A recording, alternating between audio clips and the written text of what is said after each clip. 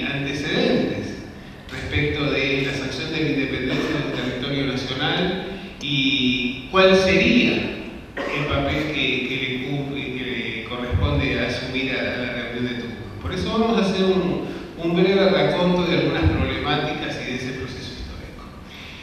En primer lugar, creo que tenemos que tener en cuenta que la sociedad sobre la cual se va a llevar adelante el proceso independentista es una sociedad que está saliendo de una etapa colonial.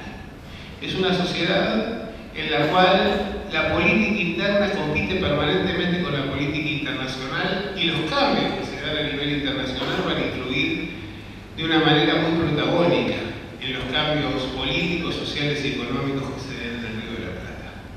No podemos explicar exclusivamente ni la Revolución de Mayo ni la independencia por lo que está pasando en Europa, pero difícilmente podríamos explicar estos procesos prescindiendo de lo que estaba pasando en Europa en esos momentos. Creo que uno puede señalar algunos hitos que son importantes para estudiar este proceso que nos lleva a la independencia. El primero pasa necesariamente por las invasiones inglesas, porque en ese momento vemos que España efectivamente está en declinación y que Gran Bretaña intenta rapiñar, intenta apropiarse de los territorios coloniales españoles, simplemente para consolidar lo que era un circuito comercial que se venía extendiendo desde allá hacía cerca de 50 años por lo menos. Ahora, en el contexto de las invasiones se da una situación que a veces pasa un poco disimulada, que es el hecho de que el Cabildo de Buenos Aires va a designar como virrey a Santiago de Liniers. El hecho de que el Cabildo de Buenos Aires tome la decisión política de designar a un virrey luego de la huida de Sobremonte y de la recuperación de la plaza, nos está mostrando un primer acto de soberanía aún antes de la Revolución de Mayo, que es asumir el gobierno de lo propio y además es el cambio de una institución que era legal e históricamente, exclusivamente administrativa, convertida ahora en una institución política que además pretende tener trascendencia más allá del territorio que le competía, que era la ciudad de Buenos Aires y su ejido, proyectarse al conjunto de los territorios que componían el recientemente creado Virreinato de la Plata. Entonces ahí hay un primer cambio muy importante y un antecedente indispensable para entender la Revolución de Mayo. Y un antecedente que es fundamental porque es donde se consolidan las milicias cívico-militares que van a ser las fuerzas fundamentales de toda la primera etapa de la revolución y de las luchas por la independencia.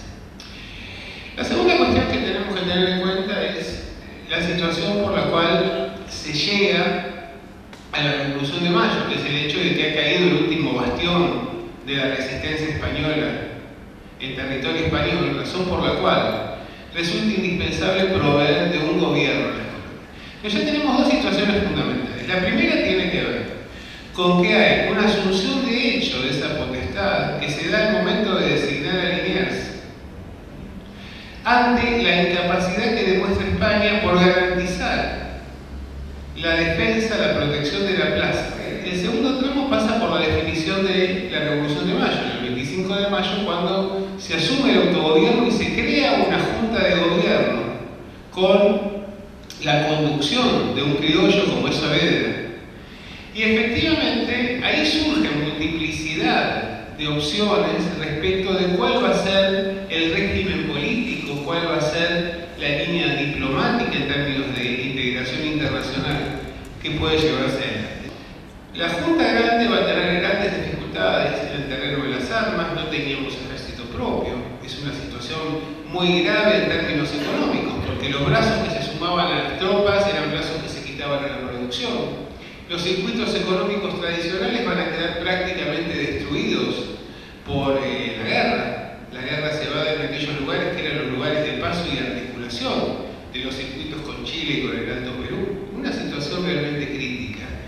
Y eso va a ir favoreciendo la construcción de regímenes políticos cada vez más limitados en su número, pasando por los triunviratos hasta llegar a la figura del directorio, ¿no? Es decir, la idea de un ejecutivo unipersonal. personal.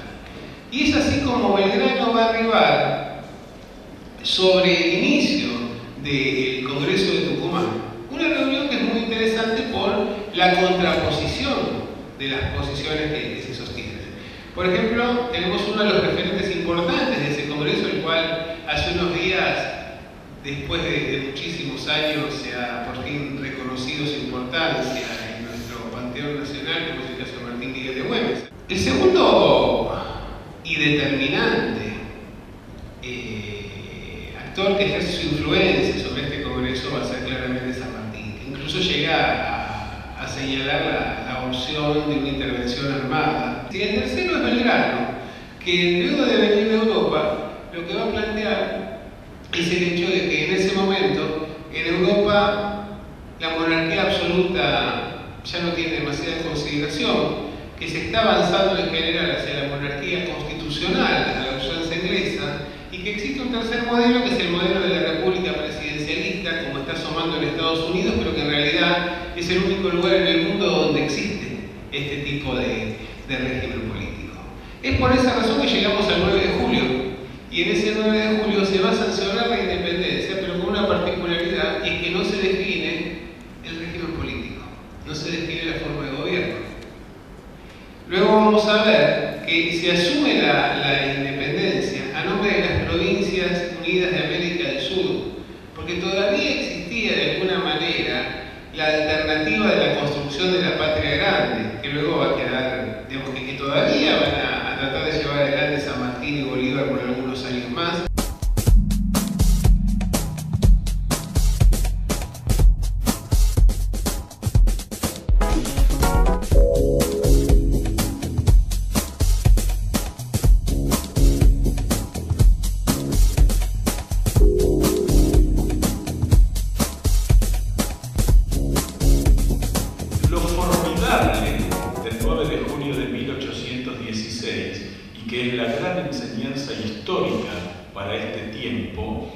Es que la declaración de la independencia argentina es en contra de la corriente de la historia, a diferencia del 25 de mayo, que fue un evento con la historia a favor. Ya se habían hecho los movimientos de juntas en España, los movimientos juntistas empiezan en Chuquisaca en 1809, en Montevideo en 1808, y en el 10 prácticamente todas las grandes ciudades americanas, españolas, pasan por el proceso de juntas, es decir, el proceso revolucionario de Buenos Aires está hermanado con todo un proceso continental. En 1810 todo iba en contra de la posibilidad de la independencia. Habían caído Chile, Venezuela, Colombia, Nueva Granada, Quito, y el único proceso revolucionario que estaba en pie era el de Buenos Aires. Y así fue que el 24 de marzo, yo siempre destaco que el Congreso de Tucumán comienza a sesionar el 24 de marzo porque es la prueba de que la acción de los hombres resignifica positiva o negativamente el significado de una fecha. Es muy interesante ver que en Tucumán se van a reunir 33 hombres. Esos 33 hombres, 16 son diputados, 13 son sacerdotes y clérigos, hay 3 que son clérigos y sacerdotes, y 3 que son militares, de profesión militar, 4 podríamos decir. Uno se pregunta por qué razón esta conformación de las profesiones de los diputados de Tucumán. Hay que pensar que en una población cercana al 1.000.000 de habitantes, que eran los que vivían en el virreinato del Río de la Plata, que en ese entonces eran las Provincias Unidas, de las cuales el Alto Perú prácticamente en su totalidad estaba en manos de la reacción española, de la reacción imperial, se calcula que aproximadamente 20.000 eran los que leían y escribían, el 2%. El Congreso de Tucumán, el primer embajador que nombra es Martín Thompson en Washington. En realidad en ese momento era en Boston, la sede de la Embajada y Consulado Argentino, para que estudiara el sistema tanto independentista como constitucional, para enviarlo a la discusión en Tucumán. Y los hombres de Julio, estos diputados, estudian la Declaración de la Independencia de los Estados Unidos y lo primero que descubren es que los padres fundadores, como los llaman en Estados Unidos, eran bastante presuntuosos, porque la Declaración de la Independencia de Estados Unidos empieza "We the people", nosotros el pueblo de los Estados Unidos. En Tucumán se discute mucho y se decide que por más que todos los diputados representaban a la soberanía de cada una de las provincias unidas, no podían alegar ser el pueblo, sino simplemente los representantes. Los tres grandes de 1816, dos bastante conocidos que son San Martín y Belgrano, San Martín, cuyo liderazgo político en Cuyo y su liderazgo militar, estableciendo un plan estratégico para acabar para siempre con el Imperio Español, es asumido por las Provincias Unidas, el famoso Plan Continental. Aparece ahí el segundo de los tres grandes, que es Manuel Belgrano, que después de haber estado casi 4 años en Europa, regresa, y el 6 de julio lo que Belgrano, en esa reunión secreta, que es muy interesante porque él no era diputado, y sin embargo es el que invoca la necesidad de una sesión secreta para discutir los dos asuntos más importantes, y ahí se define ser independientes de España. En ese paso del 16, el 9 de junio se declara la independencia de Fernando VII, sus sucesores y la metrópolis. Y nada más. Es decir, tomamos la decisión de que no éramos más españoles. Pero todavía los diputados dudaban si íbamos a poder solos. Entonces, hay unas feroces discusiones, leer las actas y leer el periódico del Congreso vale la pena, porque fueron discusiones con absoluta libertad, con absoluta franqueza y con absoluta pasión patriótica. Pero eran discusiones feroces. Hay en algunos casos que se llega casi hasta las manos, así lo dice el periódico. Y el 19 de julio, en otra sesión secreta, se decide modificar el Acta de la Independencia, porque ese espíritu, esos demonios, esos ángeles patrióticos, convencen a los diputados de que no solo íbamos a ser independientes de España, sino de toda otra dominación extranjera. La cuestión es que se impusieron en julio del 16 aquellos hombres que dijeron: seremos libres y lo demás no importa nada.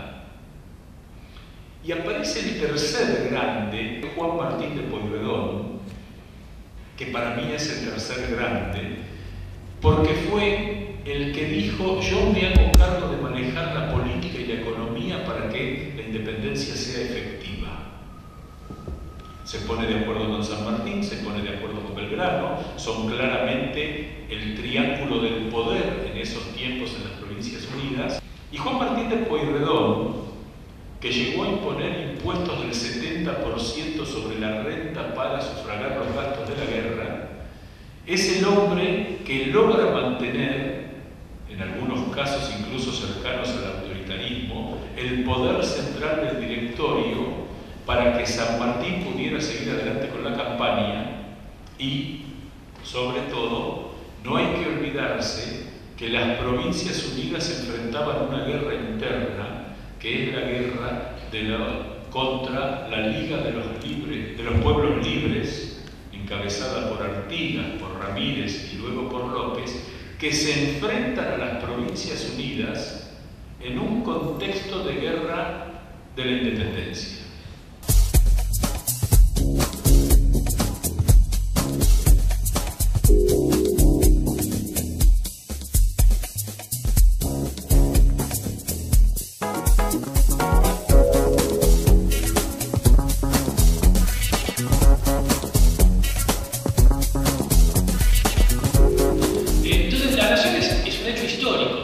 Justamente comienzo y van a terminar. Por eso yo titulé la charla, aquí es una experiencia histórica llamada Argentina. Si algo te saben los historiadores, es que todo aquello que parecía incólume terminó cayéndose. El Imperio Romano, digamos, ha durado, casi varios siglos, ¿sí? Casi una decena de siglos, y sin embargo cayó, parecía incólume. Yo empecé la secundaria con un mapa de Europa y lo terminé con otro. La Argentina es una experiencia muy reciente, es una unidad política muy reciente y por lo tanto, así como empezó, podría terminar. La pregunta es entonces, ¿qué hace una nación? Si las naciones empiezan a conformarse recién a partir del siglo XIX y no antes, tenemos que pensar en una unidad política particular, una unidad política que no es eterna. ¿Cuál es la característica de esas unidades políticas que aparecen en el siglo XIX? Bueno,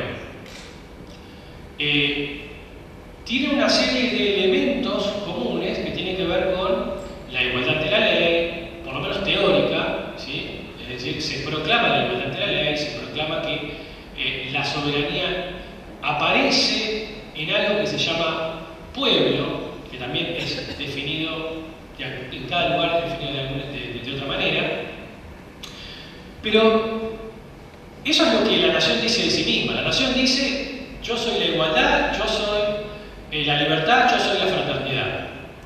Somos todos iguales, somos todos libres, somos todos hermanos.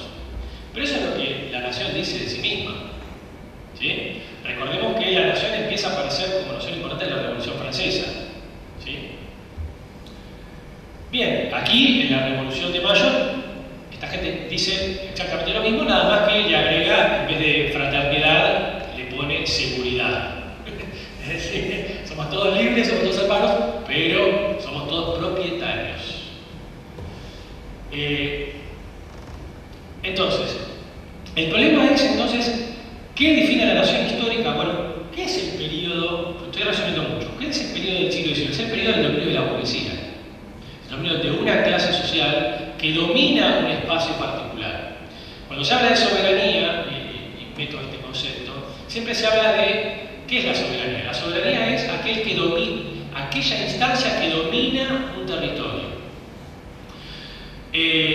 La nación es el espacio de la soberanía burguesa, es decir, es la soberanía de una clase particular. De la misma forma que el feudalismo es el espacio de la soberanía de la nobleza y el esclavismo de los esclavistas, la nación es el espacio de dominación de una clase social con un sistema particular, el capitalismo. Es decir, el ascenso del capitalismo produce el ascenso de la nación. ¿Por qué? Porque el capitalismo requiere de la nación. Aquellas sociedades que logran una acumulación determinada y logran establecer una clase social con la suficiente fortaleza para establecer un dominio sobre esa región, van a constituirse en naciones. Aquellas economías que no logren consolidar una clase social capaz de defender ese territorio de otras burguesías, bueno, entonces eso no podrá configurar una nación o configurar una nación muy imperfecta con determinados problemas de formación.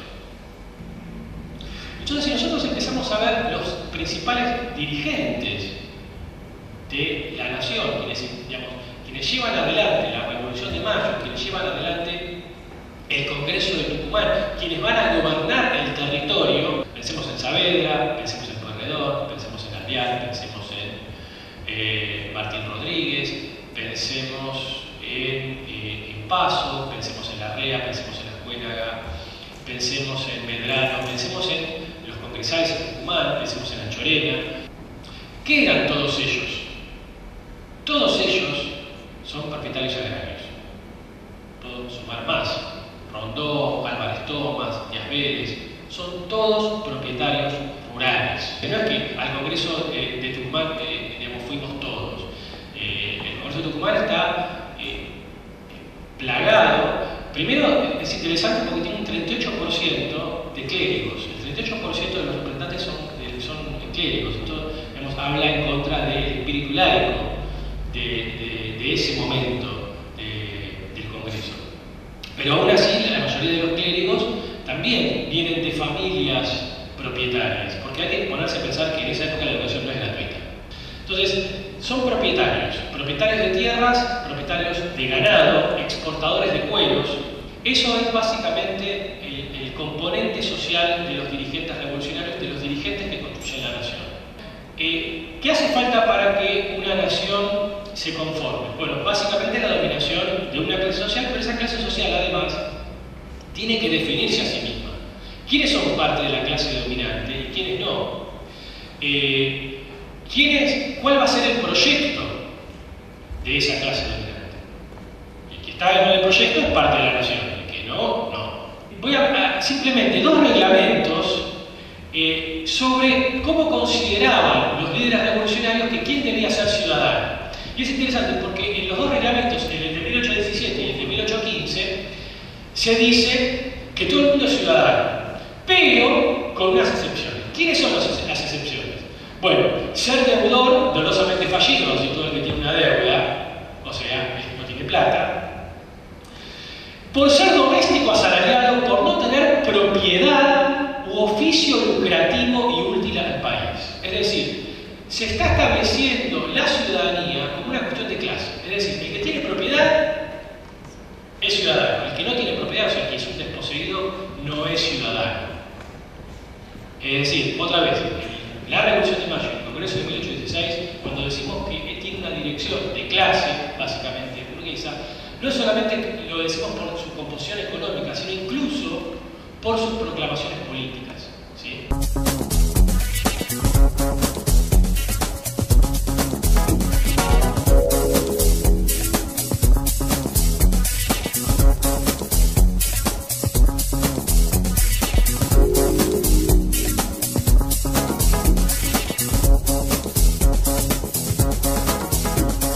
No hay ninguna particularidad argentina.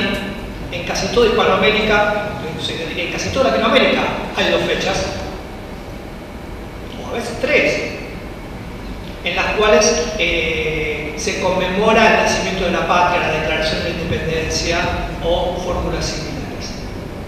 El problema de la efeméride es que está pensado en torno a dos acontecimientos, dos fechas. Pero lo cierto es que son dos sucesos en el marco de uno o de varios procesos históricos. Y el problema es tratar de reducir procesos históricos a lo sucedido en dos fechas o en una.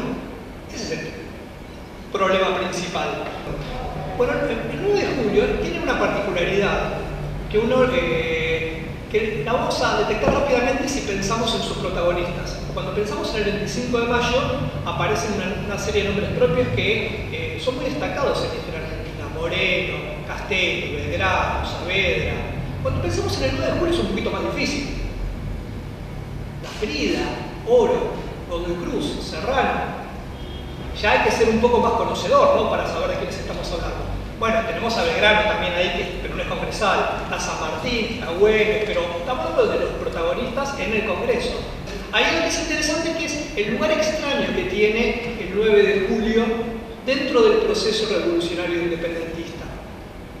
Pero si uno quiere ver bien esto, se puede recurrir a un hecho sucedido un poco días después del Congreso. La noticia se hizo pública en Buenos Aires el 27 de julio. Eso ya nos da una pauta de algo muy importante en la época. ¿Cuánto tarda una noticia en llegar de un lugar a otro? ¿Y qué consecuencias tiene eso para tomar las decisiones? Estamos hablando de Tucumán y Buenos Aires, no entre Europa y Buenos Aires. Bueno, el 27 de julio de 1816, la Gaceta publica la Declaración de la Independencia. ¿Qué es lo que imagina uno? Por supuesto, como solía hacerse, se publicaban tiradas extraordinarias, la Gaceta extraordinaria que dice, bueno, declaramos la independencia, por fin. O le da una primera plana con un título grande, con un análisis detallado. Está en la segunda página en chiquitito. Está en la segunda página muy chiquitito. Y eso debería llamar la atención.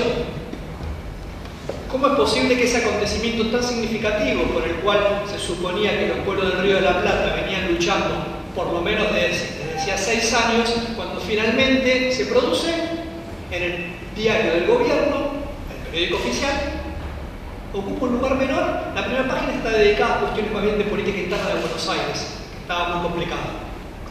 Quiero decir, ahí se ven prioridades. Entonces, ¿qué lugar ocupa el 9 de julio en la historia argentina? Ya de entrada vemos que es problemática. No tiene ese lugar que pronto va a tener de todas maneras. Creo que la mejor forma de entender esto es pensando en el concepto de independencia. Porque ahí tenemos un problema que nosotros consideramos que lo que significaba independencia a comenzar el siglo XIX es lo mismo que significa para nosotros. Y no solo cambia la relación con el paso del tiempo entre el presente y el pasado, sino que también cambia el significado de los conceptos y las formas en que los conceptos son utilizados. Entonces, ahí el principal problema que tenemos para entender esto es suponer que la idea de independencia es la misma que tenemos hoy en día. Primer punto. Y el segundo, que está relacionado con el anterior, es suponer que la declaración de la independencia fue la declaración de la independencia de la nación argentina. En 1816 se produce la declaración de la independencia no de la nación argentina o de la República Argentina, sino de las Provincias Unidas en Sudamérica, ni siquiera de Río de la Plata. Las Provincias Unidas en Sudamérica. Mientras que en la zona este litoral había otra estructura política que es la que nosotros conocemos como Liga Federal, la Liga de los Pueblos Libres, liderada por Artigas. Son las dos estructuras políticas que se constituyen en la región rioplatense a partir de 1800, o se va construyendo a partir de 1810, más Paraguay, que se mantiene autónomo desde 1810 o 11. Cuando decimos que no es la independencia de la nacionalidad argentina o de la nación argentina, no es un problema de nombre, no es que porque no se llamaba Argentina y se llamaba Provincias Unidas. No es tampoco un problema de territorio necesariamente, porque podría haberse declarado independiente una parte del territorio y después sumarse otra. La idea de Provincias Unidas en Sudamérica apuntaba a eso, a que en el futuro se incorporaran otros pueblos. Es un problema conceptual, y es que no existía el principio de las nacionalidades. Nosotros entendemos la idea de independencia en el sentido de que hay una nacionalidad que está siendo oprimida, que es una colonia o alguna forma de dominación por parte de un poder político mayor extranjero, y que se libera. Y que se libera invocando que es una nacionalidad constituida, que tiene una historia, que tiene tradiciones, que tiene una cultura, que es un pueblo-nación cuya sola existencia legitima la construcción de un poder político que lo represente como Estado nacional. Entonces, para entender un poco qué es lo que había pasado entre 1810 y 1816, lo que tenemos que sacarnos un poco de la cabeza es la idea de la existencia de la nacionalidad argentina, que es la gran idea de la historia de Mitre. La historia de Mitre, sobre la que muchas veces se habla, se da tanto, pero se lee poco y nada.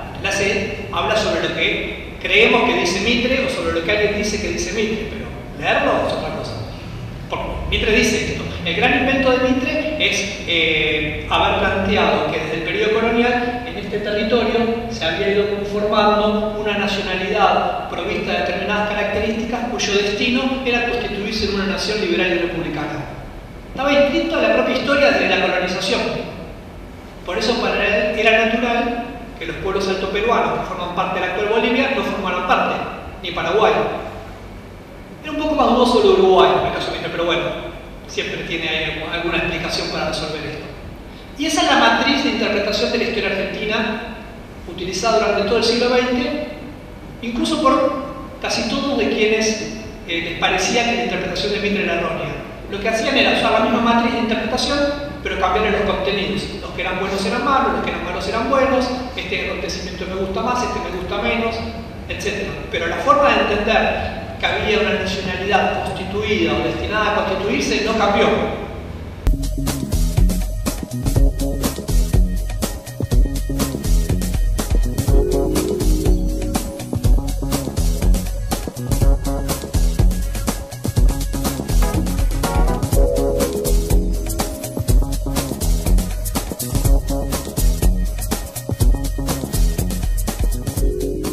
La primera cuestión es que hay una nación que se crea con la Revolución de Mayo.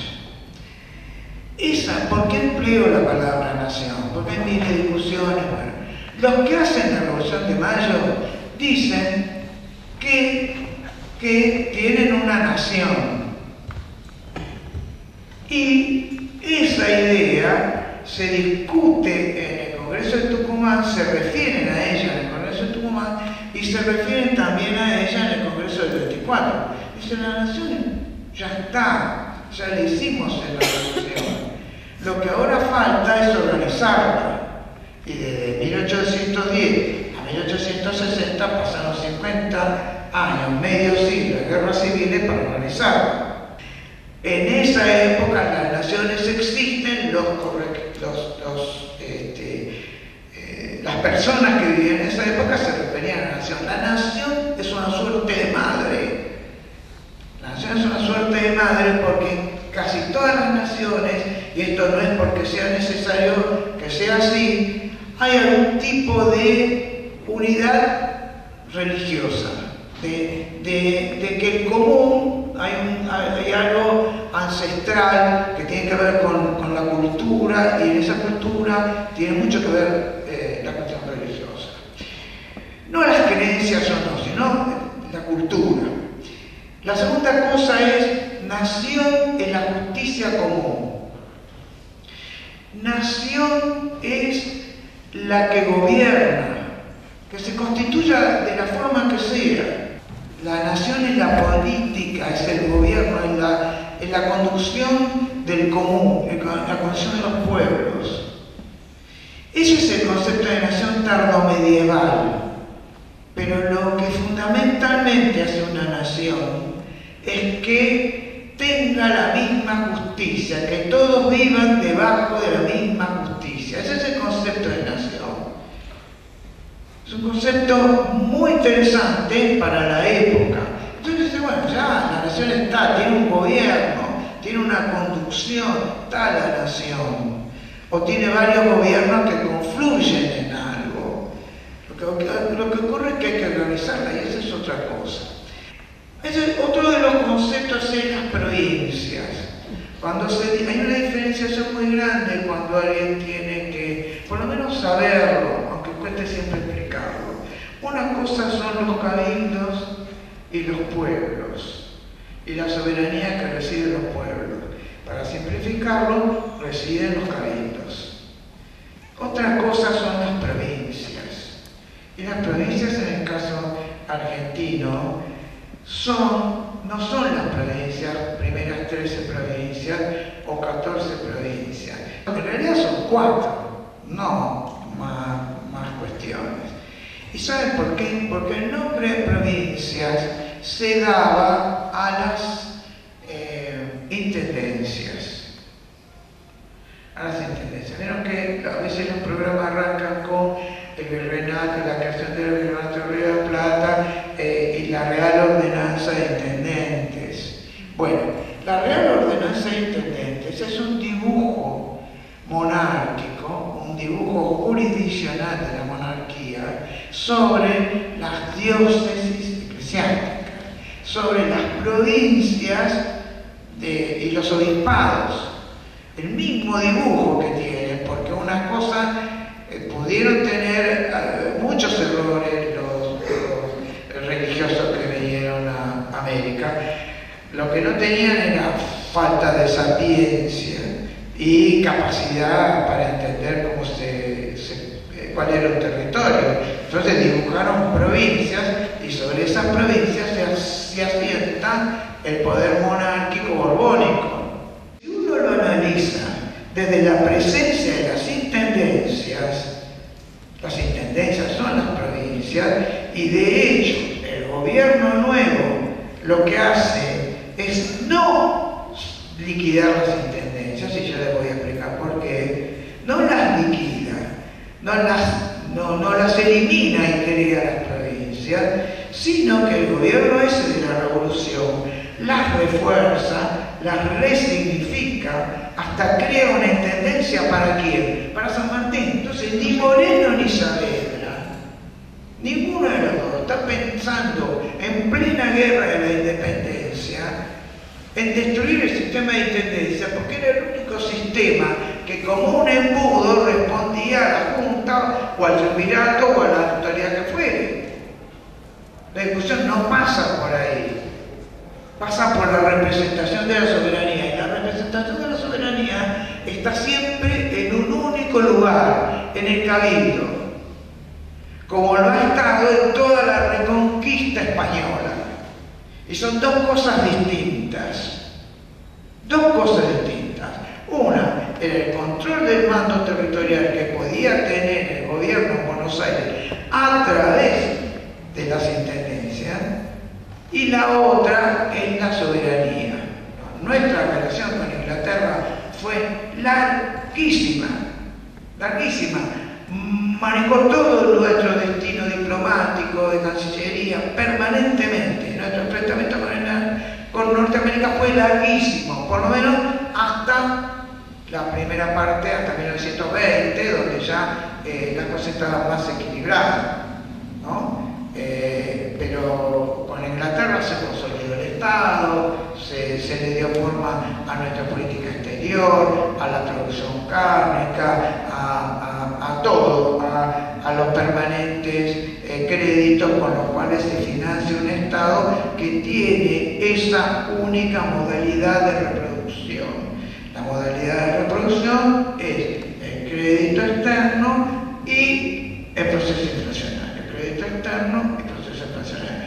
Nunca fue distinto, una vez con mayor suerte, porque hay más crédito externo y mejores producciones agrarias, nunca fue distinto.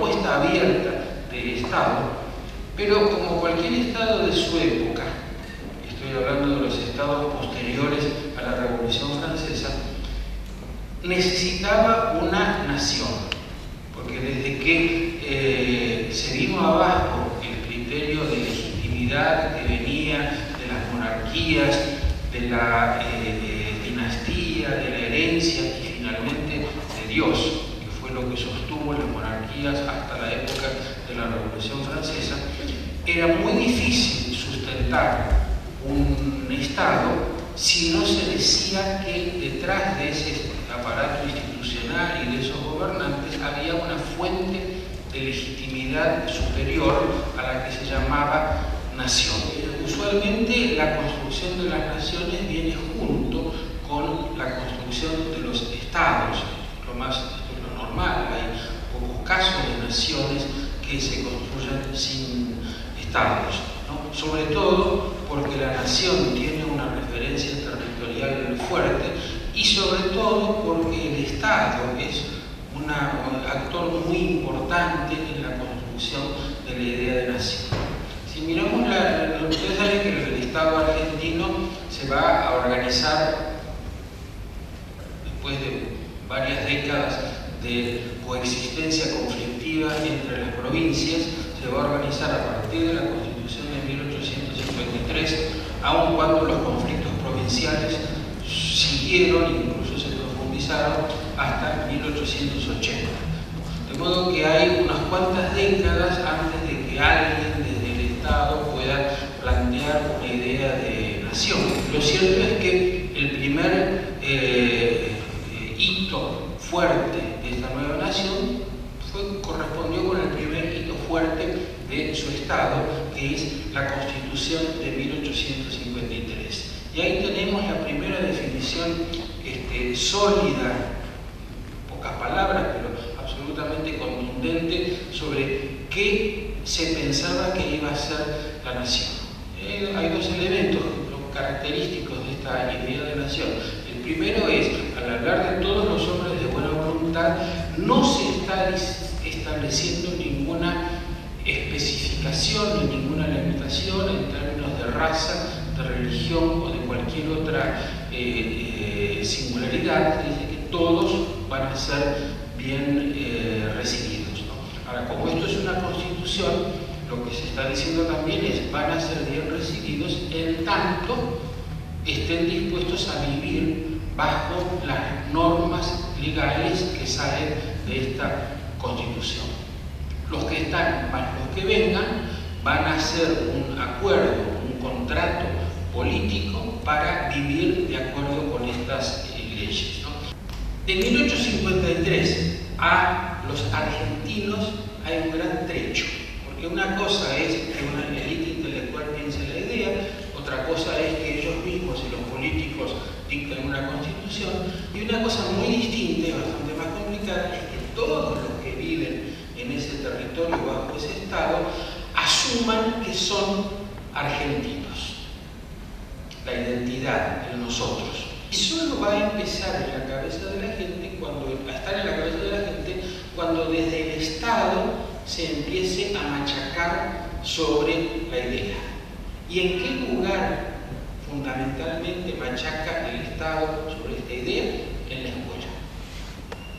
La creación de la nacionalidad está íntimamente asociada con la escuela, con su expansión, con esta idea de que la escuela primaria debía cubrir todo el espacio de la Argentina y que todos tenían que ir a la escuela de Sarmiento, donde se aprende, además de la instrucción, muy importante, se aprende lo que se llama la lengua nacional. En Argentina no hay grandes problemas lingüísticos, pero hay algunos. Se aprende la geografía nacional, ¿no? La geografía es una ciencia muy ligada a la nacionalidad porque tiene que ver con definir y contar cómo es el territorio. El territorio es una de las bases de la nacionalidad. Se aprende la historia nacional, y aquí vuelvo a Mitre y a los que después de Mitre construyeron una historia en la que contaban cómo la nación, palabras de Mitre, había existido desde siempre, pero había nacido el 25 de mayo. Pero bueno, fue un relato, yo diría, virtuoso, porque permitió que la escuela convirtiera en argentinos a quienes. En primer lugar, a todos los que ya estaban, pero creían que eran salteños o porteños, ¿no? La escuela les enseñó que todos ellos integrados daban a Argentina. Pero desde el punto de vista específico, que les estoy planteando ahora, la construcción de la nacionalidad, la escuela, además de convencer a los cuyanos y catamarqueños, tiene que convencer a estos hijos y nietos de gallegos o piemonteses. Digo piemonteses porque mi familia materna es piemontesa, para mí es una de las sinónimos de inmigración. Tienen que convencerlos de que su historia no es la que le cuentan en la casa, sino que en su pasado está la Constitución del 53, está Rosas, está Rivadavia, está la Revolución de Mayo, ¿no? Un invento total desde el punto de vista del chico acá, pero un invento extraordinariamente exitoso. En muy poco tiempo, esa escuela, que es una de las grandes construcciones de la Argentina de fines del siglo XIX, había logrado ese objetivo de nacionalizar a los inmigrantes. Esta es la base, el éxito de la nacionalización a través de la escuela y de una nacionalidad que conserva este rasgo del respeto a las diferencias.